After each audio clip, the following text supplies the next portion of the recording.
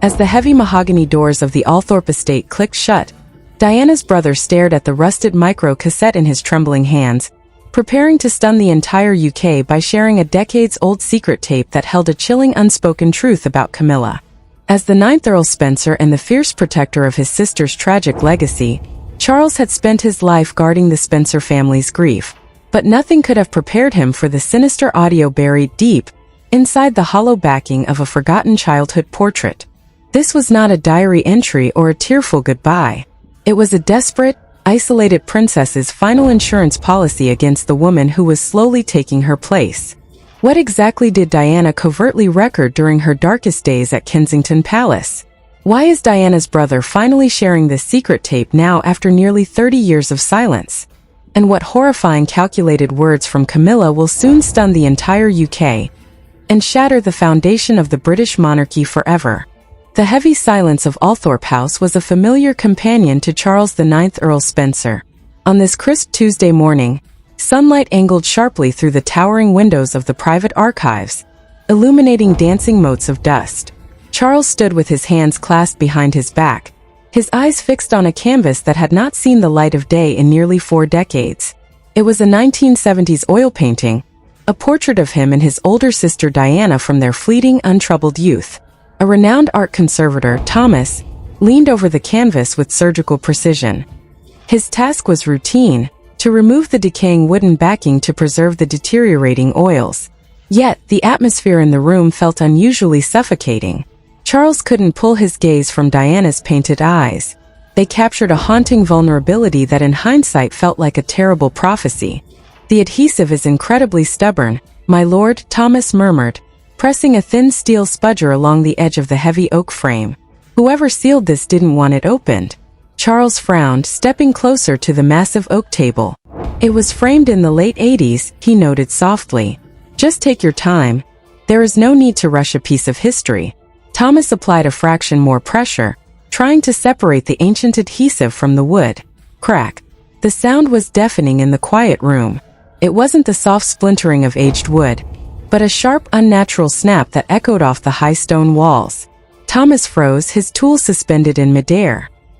He slowly pulled the thick backing board away, revealing the interior of the frame. Charles stepped forward, his breath hitching in his throat.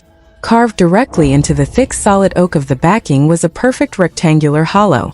It was meticulous, deliberate, and deeply hidden. "Thomas," Charles said, his voice dropping to a low, commanding whisper. "Leave us." The conservator hesitated, his eyes darting to the exposed compartment, but he nodded quickly. He set his tools down and quietly exited the archives, the heavy mahogany doors clicking shut behind him. Charles was entirely alone with the ghosts of his past. He approached the workbench, his heart hammering against his ribs in a steady, anxious rhythm. His hands trembled slightly as he reached into the dark hollow of the wood. His fingers brushed against something cold and foreign. He pulled it out into the harsh morning light. It was a single dust-coated microcassette. Tightly wrapped around the small plastic rectangle was a folded piece of aged yellowing paper. Charles recognized the deep blue crest stamped at the top immediately.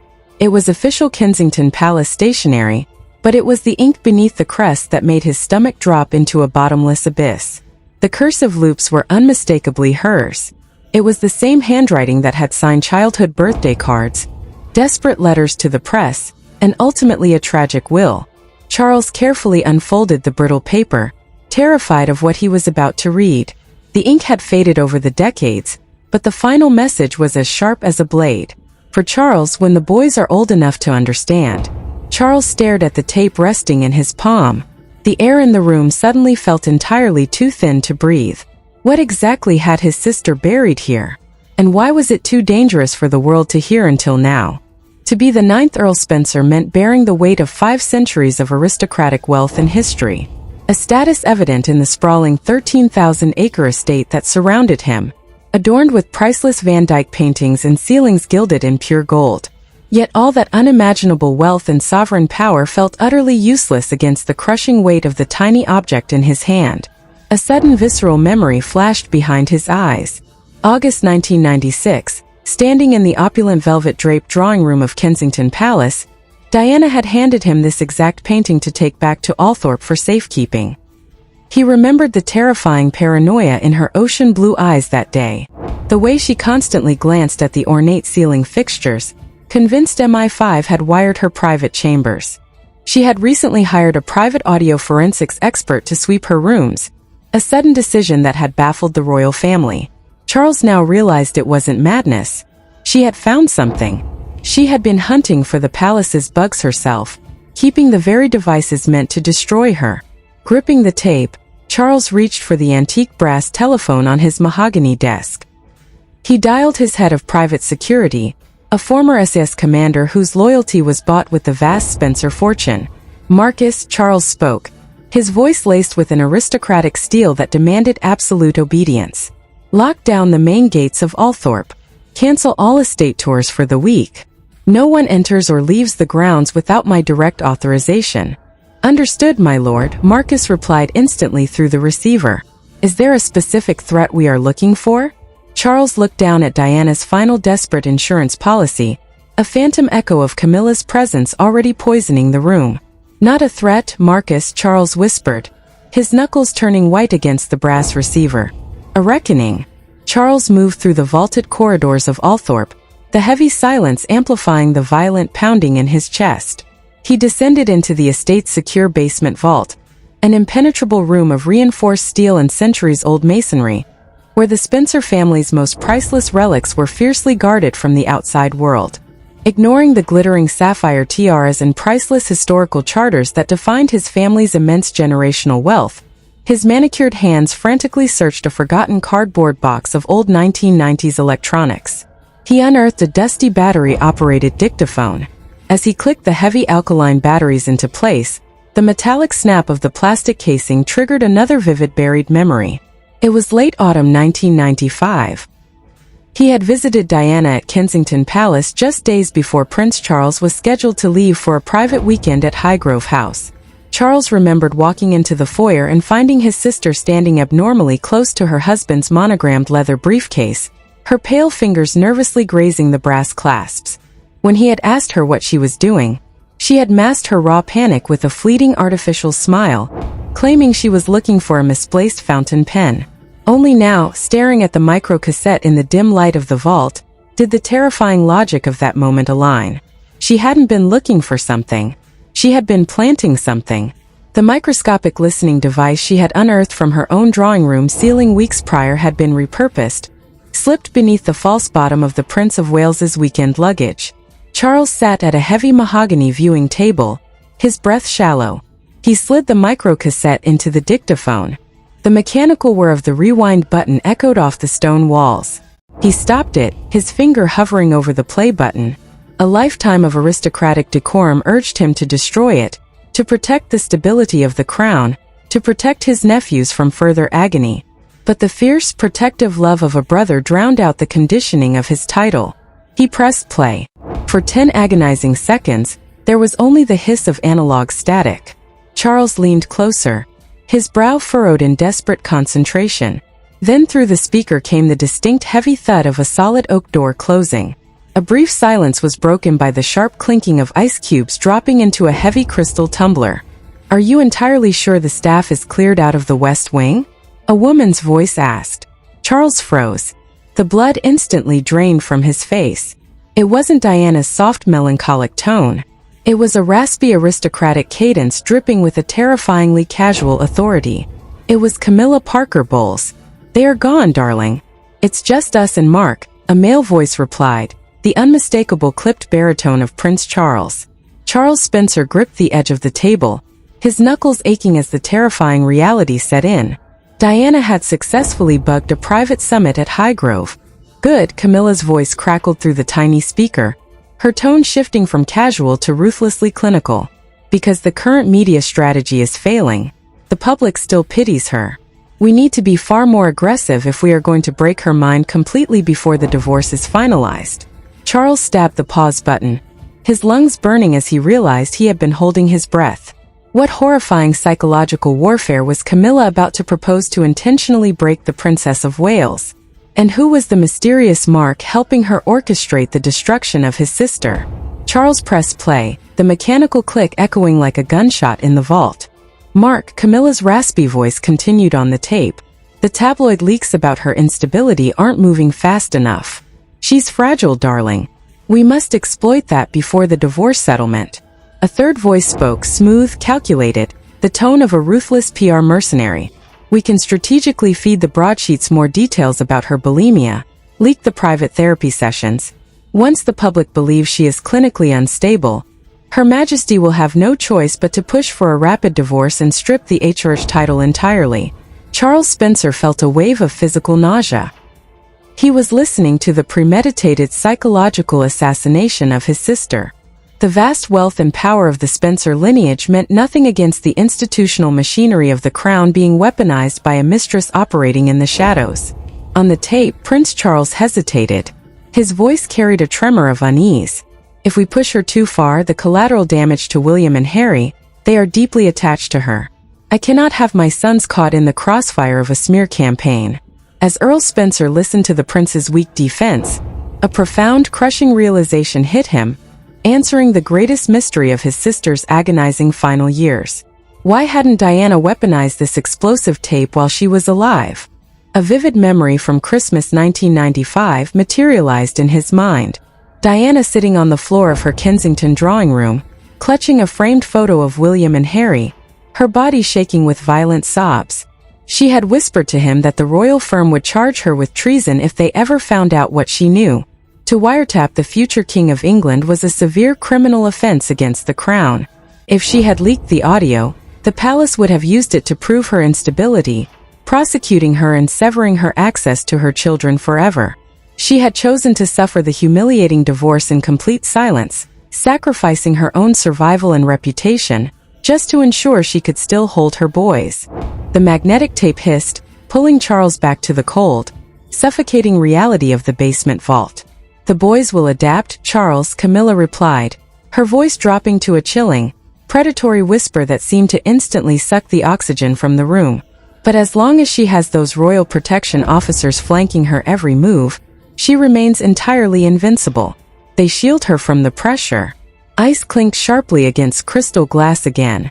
You must convince your mother to officially revoke her sovereign security detail, Camilla commanded, her words hanging in the tense air like a deliberate death sentence. Let her fend for herself in the streets with the wolves. Without the protection of the crown, the paparazzi will suffocate her. She will crack within a year. Charles Spencer's blood ran completely cold as he stared at the spinning cassette, realizing the horrific truth about the fatal crash in Paris was about to be rewritten. For 3 agonizing weeks, the crushing weight of the micro-cassette dictated every second of Earl Spencer's existence. The sprawling, opulent halls of Althorpe felt less like a sanctuary and more like a gilded prison. He barely slept, his aristocratic composure eroding into shadowed, bloodshot eyes and a haunted, drawn expression.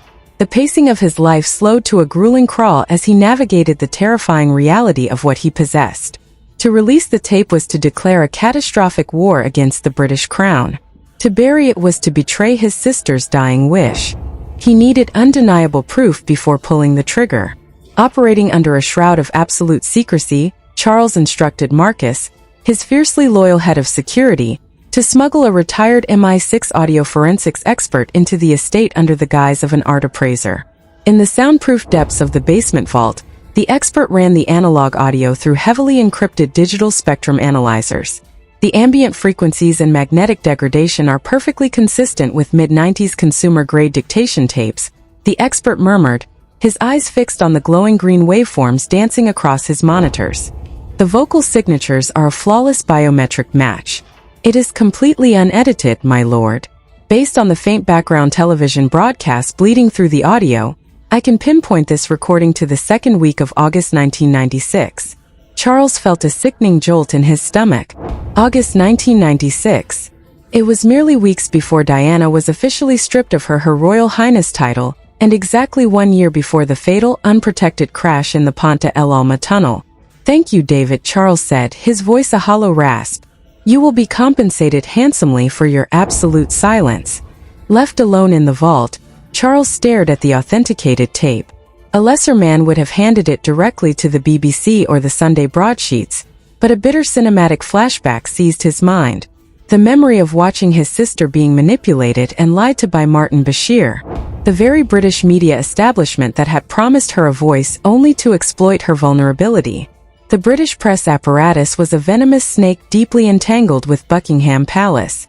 If he handed them the tape, royal PR fixers would bury it under high court injunctions, dismiss it as an elaborate forgery, and destroy his nephew's peace to protect the current queen consort. He had to bypass the establishment entirely. By 7 p.m. on Sunday, the atmosphere at Althorp shifted from stagnant dread to electrifying tension. Charles stood in Diana's meticulously preserved childhood bedroom, surrounded by her faded floral wallpaper and antique stuffed animals. Marcus had covertly set up a state-of-the-art encrypted streaming terminal hardwired to bypass local IP blockades and broadcast directly to global social media servers. "The servers are live, my lord," Marcus stated, stepping back from the camera lens. "You have a direct, unfiltered uplink. The moment you speak, the world will hear it." At exactly 8 p.m., Charles Spencer sat before the lens. A man stripped of his aristocratic shielding, holding the tiny rusted cassette up to the glaring studio light. As the digital viewer count violently skyrocketed into the millions within seconds, Charles leaned into the microphone, ready to unleash a truth that had been buried alive. "For 29 years, the world believed my sister lost her royal protection purely as a matter of protocol," Charles announced, his voice echoing across the globe. What explosive audio was he about to play that would shatter the British establishment and bring the monarchy to its knees? Charles's trembling finger hovered over the play button of the dictaphone, which was now directly hardwired into the global audio feed. His eyes drifted briefly to the small white-painted wooden bed in the corner of the room, triggering a visceral memory of a time long before paparazzi flashes had become the terrifying strobe lights of his sister's existence. He remembered how a young Diana used to hide under those very floral covers during violent thunderstorms, weeping as she covered her ears from the sudden, deafening crashes. A deeply tragic foreshadowing of the blinding camera flashes and the horrific crunch of metal that would ultimately claim her life in a Parisian tunnel. Steeling his jaw against the rising tide of grief, Charles pressed down firmly on the heavy mechanical button. Through millions of smartphone screens, television monitors, and radio frequencies across the globe, the raw analog hiss of the 1996 microcassette instantly silenced the modern world.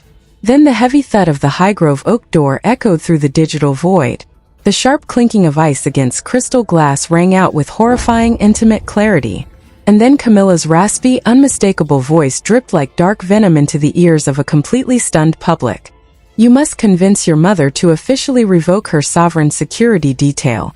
Let her fend for herself in the streets with the wolves. Without the protection of the crown, the paparazzi will suffocate her. She will crack within a year." In London, the bustling chaos of Piccadilly Circus ground to an unprecedented, eerie halt as pedestrians froze, staring up at pirated streams of the broadcast bleeding onto massive digital billboards. In crowded pubs across Edinburgh and Cardiff, heavy pint glasses were left suspended in midair, the usual roaring banter abruptly replaced by a suffocating collective gasp. The sheer predatory malice in the voice of their current queen consort was not a fabricated tabloid rumor or a speculative biography. It was raw, undeniable, and spoken directly from her own mouth. Charles did not stop there. Knowing the royal firm's aggressive legal machinery would immediately attempt to discredit the broadcast as an artificial, computer-generated deep fake, he executed his final devastating countermeasure. As the horrific tape finished playing, Marcus hit a single keystroke on the encrypted terminal. He instantly dumped the uncompressed audio files alongside the MI6 forensic experts' cryptographic authentication certificates onto thousands of decentralized, open-source servers. The undeniable proof was instantly replicated across the globe, rendering it entirely immune to Buckingham Palace's frantic high court injunctions. The live broadcast suddenly cut to black, leaving an agonizing, deafening silence in its wake. Charles slumped back into his chair. The crushing, suffocating burden of a decades-old secret finally lifted from his shoulders.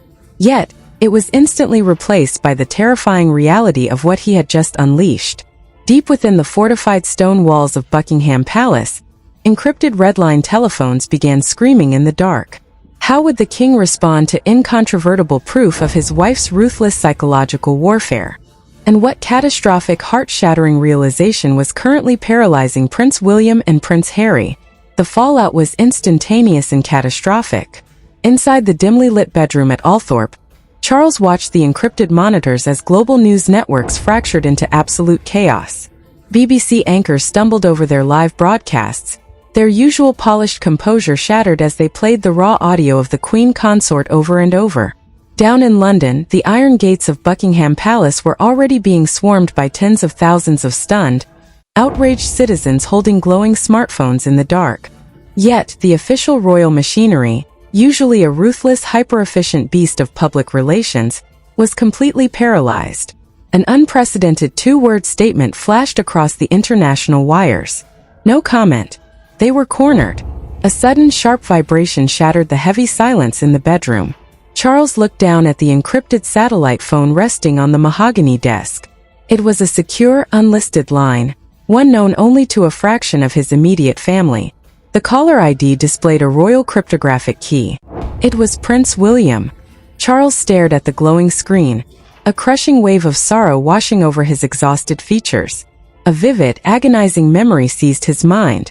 September 1997, the crisp morning air biting at his face as he walked shoulder to shoulder with a 15-year-old William behind a gun carriage bearing Diana's lead-lined coffin.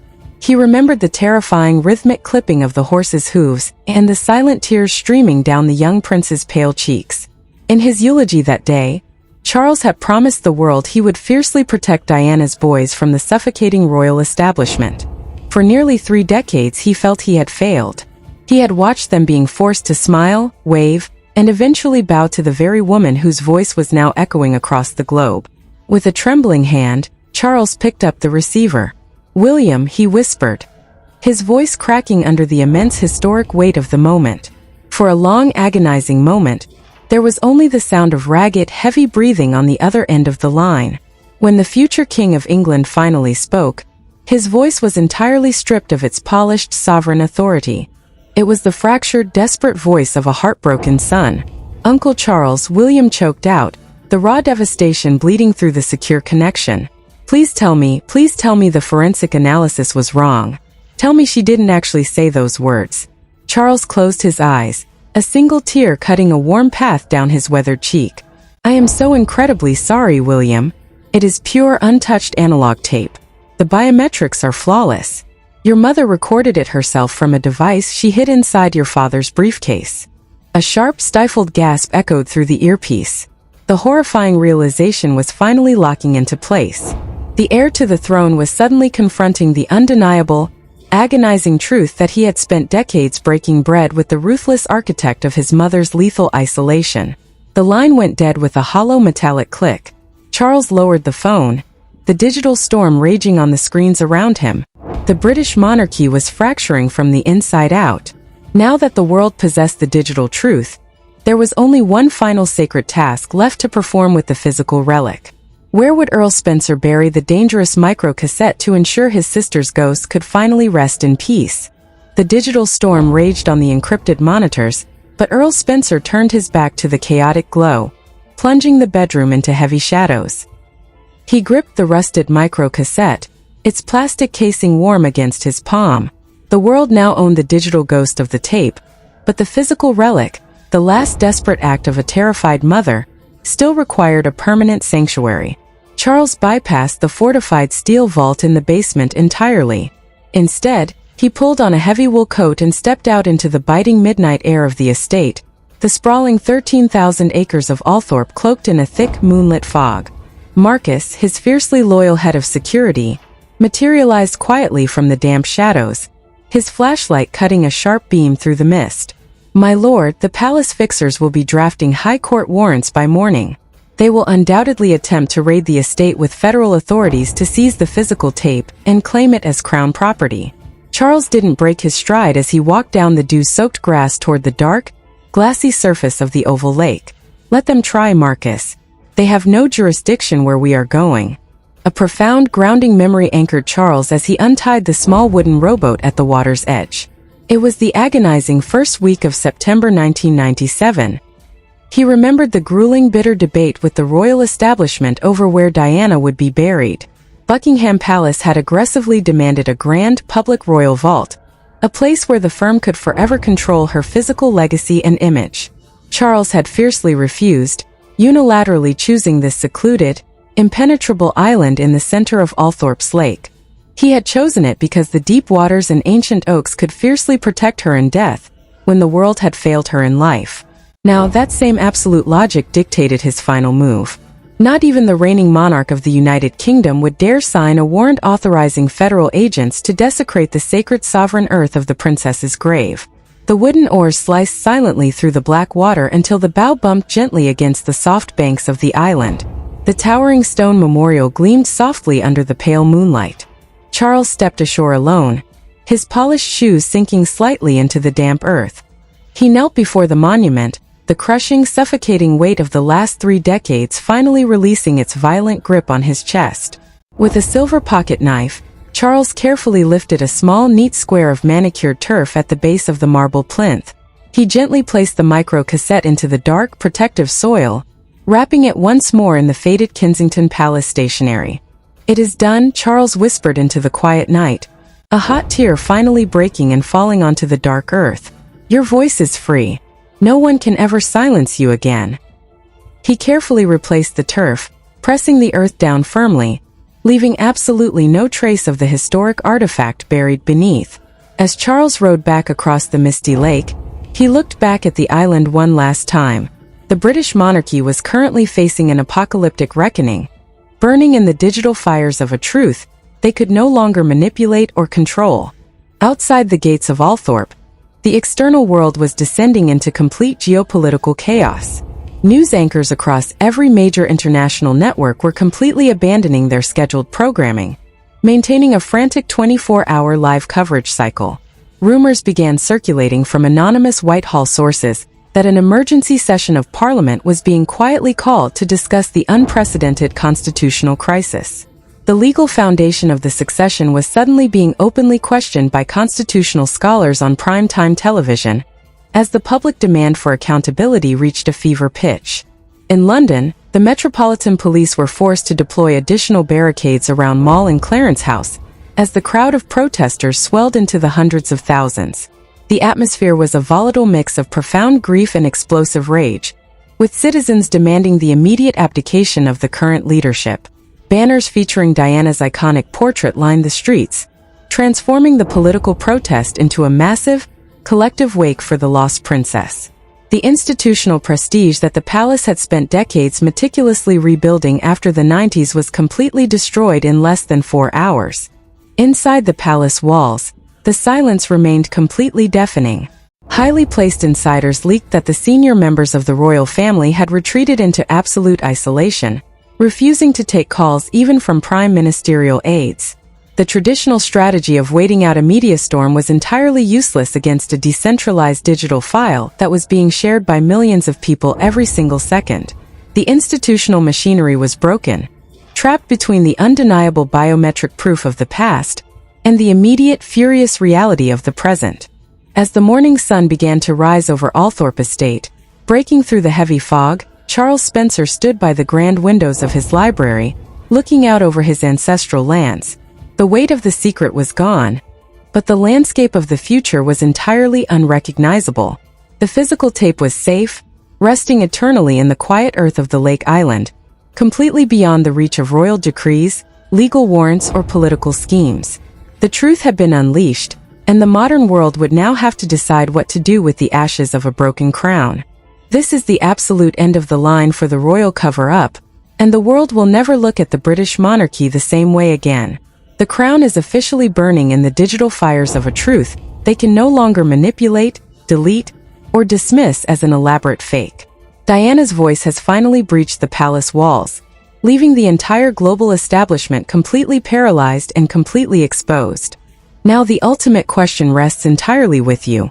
Do you believe the British monarchy can ever truly recover from the exposure of this dark psychological warfare? Or is this the definitive historical turning point that will finally bring the entire institutional system down to its knees for good? Drop your thoughts, your theories, and your raw reactions in the comments section down below right now. Do not wait, because this global situation is developing faster than the headlines can keep up, and we are tracking every single update.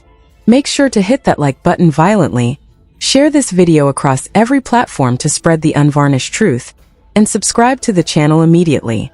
Turn on all notifications so you never miss a single second of our breaking, unfiltered investigative exposés.